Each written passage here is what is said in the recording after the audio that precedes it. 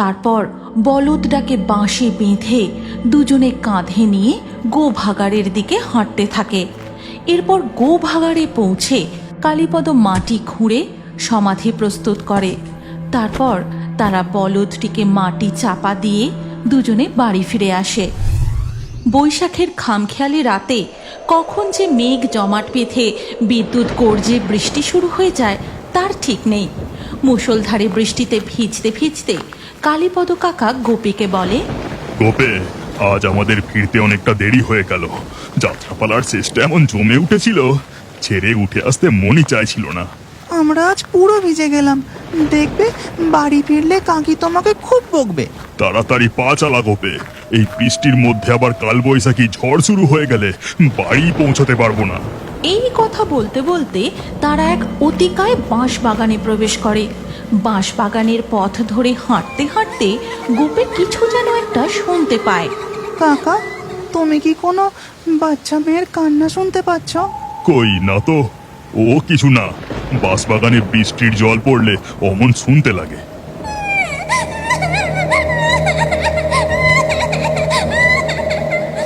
হ্যাঁ গো কাকা, সত্যি কোনো বাচ্চা কাঁদছে। কালীপদ কাকা গোপের কথায় গুরুত্ব না দিয়ে হাঁটতে থাকে। তারা বাঁশ বাগান পেরিয়ে যখন মাঠের পথ ধরে তখন ধীরে ধীরে মেঘ সরে গিয়ে বৃষ্টি থেমে যায়। উহ, বাঁচা গেল। এবার কোনো রকমে বাড়ি পৌঁছতে পারলে বাঁচি বাবা। ঠিক তখনই চাঁদের আলোতে কালীপদ কাকা দেখতে পায় কিছুটা দূরে একটা তাল গাছের নিচে কি যেন দাঁড়িয়ে। তখনই তার কানে কান্নার মৃদু শব্দটা ভেসে আসে। গোপে, তুই আমার হাতটা শক্ত করে ধর, আর রাস্তার পাশে কাউকে দেখতে পেলে তার সাথে কোনো কথা বলবি না। ঠিক আছে, কিন্তু জানো কাকা, কে যেন সত্যি খুব কাঁদছে। আমি আমি এখনো শুনতে পাচ্ছি। হাঁটতে হাঁটতে তারা তাল গাছের কাছাকাছি যেতেই কালো ছায়াটি হঠাৎই তাদের সামনে চলে আসে।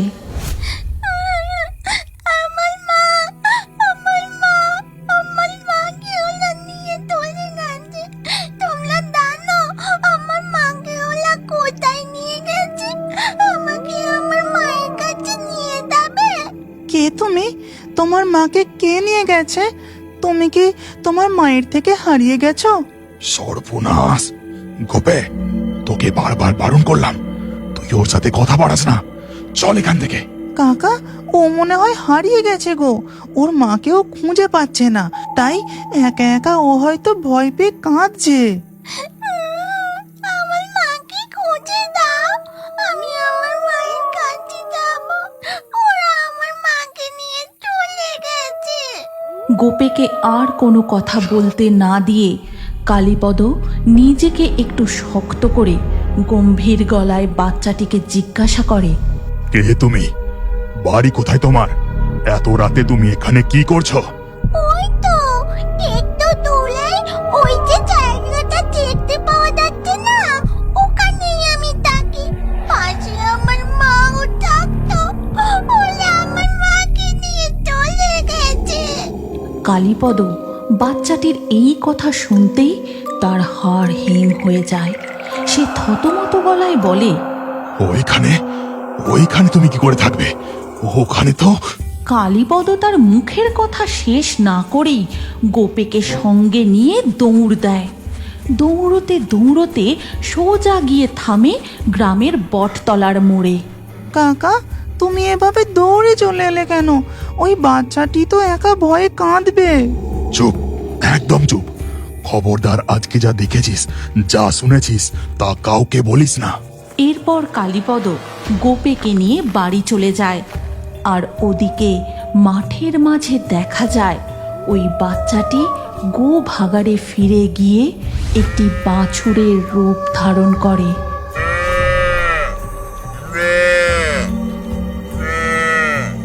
এরপর বাছুরটি আত্মায় বদলে গিয়ে মাটির ভেতরে ঢুকে যায়।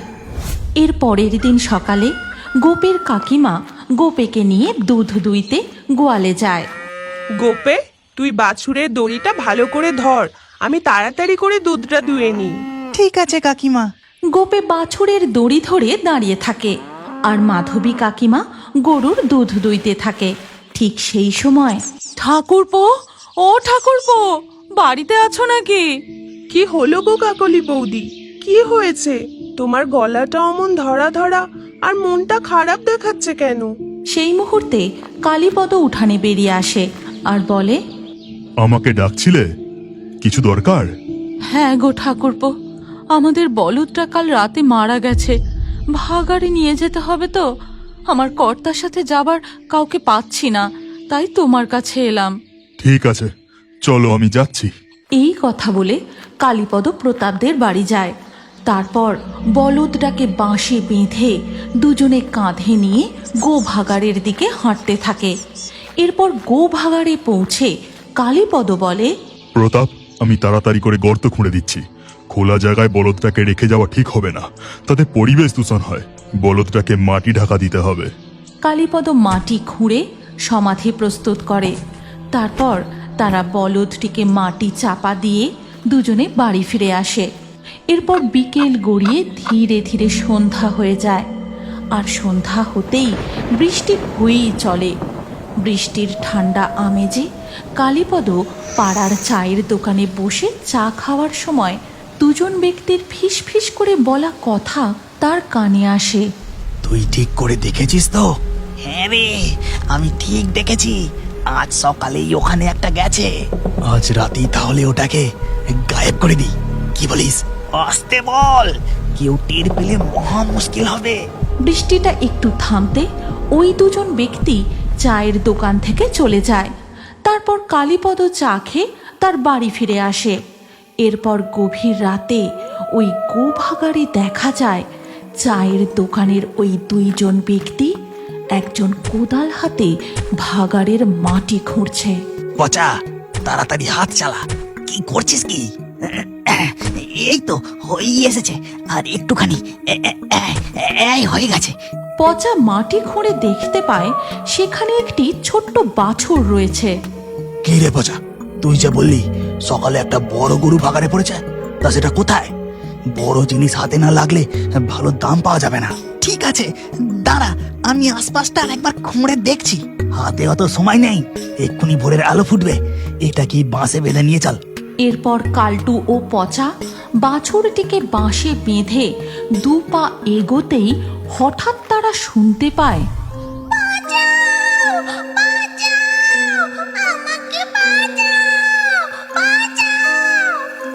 ওস্তাদ, তুমি শুনতে পাচ্ছ? বাঁচাও বাঁচাও বলে এই ভাগাড়িকে কাঁদে। হ্যাঁ ঠিক তো, কিন্তু আশেপাশে তো কাউকে দেখতে পাচ্ছি না। ব্যাপারটা আমার ভালো ঠেকছে না কিন্তু। যাই হোক, তুই তাড়াতাড়ি পা চালা। কান্নার শব্দের বেগ আরো বাড়তে থাকে।